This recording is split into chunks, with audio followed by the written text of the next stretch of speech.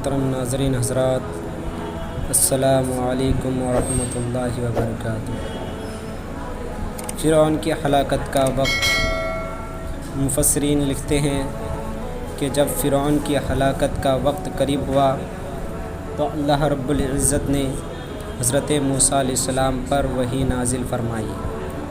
وَأَوْحَيْنَا إِلَى مُوسَىٰ أَنْ أَسْرِ بِعِبَادِي أَنَّكُمْ مُتَّبِعُونَ۔ ہم نے موسیٰ کو وحی کی کہ راتوں رات میرے بندوں کو لے کر نکل کہ تم لوگوں کا پیچھا ہوتا ہے۔ چنانچہ حضرت موسیٰ علیہ السلام نے اپنی قوم بنی اسرائیل کو بوقت شب مصر سے نکلنے کا حکم دے دیا۔ آگے آگے حضرت ہارون علیہ السلام اور قوم کے پیچھے پیچھے حضرت موسیٰ علیہ السلام چلتے رہے۔ آگے چل کر جنگل میں راستہ بھول گئے، پس حضرت موسیٰ علیہ السلام نے قوم کے بوڑھوں سے مشورہ کیا تو ان لوگوں نے بتایا کہ حضرت یوسف علیہ السلام نے بوقت وصال بھائیوں سے وعدہ لیا تھا کہ مصر سے باہر جاتے وقت مجھے بھی ہمراہ لے جانا، ورنہ راستہ بند رہے گا۔ حضرت موسیٰ علیہ السلام نے دریافت کیا کہ ان کا مزار کہاں ہے، تو اس کا علم مریم نامی ایک ضعیفہ کے علاوہ کسی کے پاس نہ تھا۔ اس سے پوچھا گیا تو اس نے منہ مانگی مراد پوری کرنے کا وعدہ مانگا۔ حضرت موسیٰ علیہ السلام نے بحکم الہی سے اس کی مانگیں پوری کرنے کا وعدہ کر لیا تو اس نے کہا، اے موسیٰ، میں انتہائی ضعیف ہوں، مجھے سواری دو اور مصر سے مجھے بھی ساتھ لے چلو اور آخرت میں مجھے بھی ساتھ رکھو۔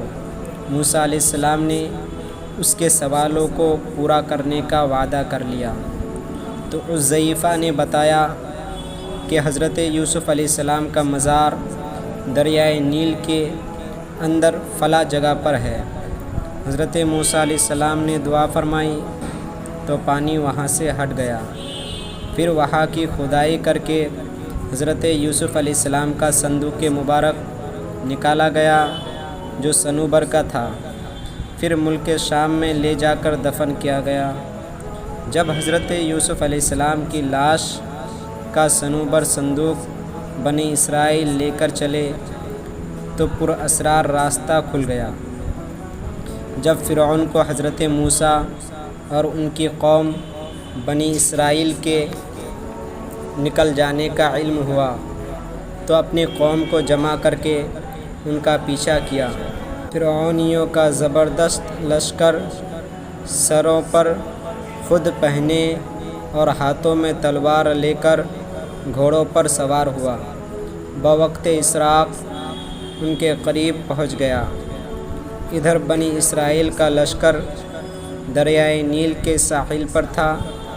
فرعون نے بنی اسرائیل کو دیکھ کر کہا، یہ تو مختصر سی جماعت ہے، اور بنی اسرائیل فرعونی فوج کو دیکھ کر مبہوت اور خوف زدہ ہو گئے اور کہا، اے موسیٰ، اب کیا ہوگا؟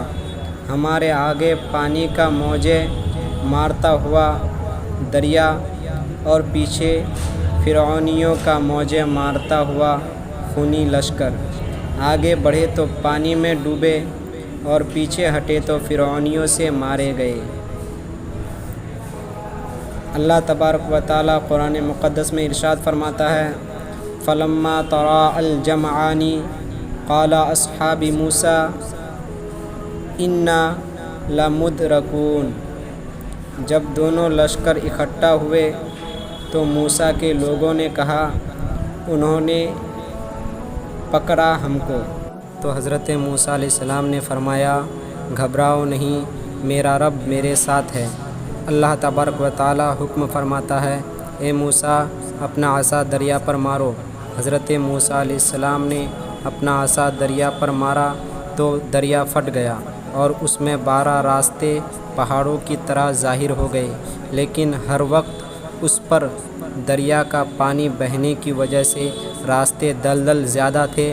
اللہ تعالیٰ کے حکم سے سورج کی تپش اور ہوا کی تیزی بڑھی تو راستے خشک ہو گئے۔ حضرت موسیٰ علیہ السلام اپنی قوم بنی اسرائیل کو دریا پار کرانے لگے۔ فرعون اپنی لشکر کے ہمراہ ساحل دریا پہنچا تو درمیانی راستے دیکھ کر نہایت ہی تکبرانہ لہجے میں بولا کہ دیکھو میرے خوف سے دریا پھٹ گیا۔ پھر بانداز اکڑا اور انا ربکم الاعلیٰ کہا، یعنی میں سب سے بڑا ہوں۔ یہ سنتے ہی پوری قوم فوراً سجدہ ریز ہو گئی۔ فرعون سیاہ گھوڑے پر سوار تھا، اس کی پوری فوج میں ایک بھی گھوڑی نہ تھی۔ حضرت جبرائیل علیہ السلام ایک ابلق گھوڑی پر سوار ہو کر فرعون کے سامنے گزر کر دریا میں چلے گئے۔ فرعون کا گھوڑا ہنہناتے ہوئے اس کے پیچھے دوڑا اور فرعون گھوڑے کو روکتے روکتے دریا کے راستے میں کود گیا۔ پیچھے سے حضرت میکائیل علیہ السلام ایک گھوڑی پر سوار ہو کر پوری قوم کو ہانکتے ہوئے دریا میں لے آئے۔ حضرت موسیٰ نے اپنی قوم بنی اسرائیل کے ساتھ دریا سے باہر نکل گئے۔ جب فرعون اور اس کی فوج بیچ دریا میں پہنچ گئی، پھر دونوں طرف سے دریا کا پانی موجیں مارتا ہوا آپس میں مل گیا اور جتنے فرعونی تھے سب کو ڈبو دیا، کوئی ایک بھی باقی نہیں بچا۔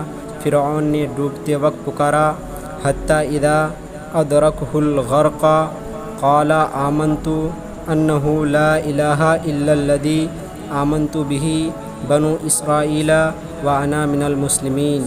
جب دریا اس کو غرق کرنے لگا تو کہا، میں ایمان لایا کہ نہیں ہے کوئی معبود سوائے اس کے جس پر بنی اسرائیل ایمان لائے، اور میں مسلمانوں میں سے ہوں۔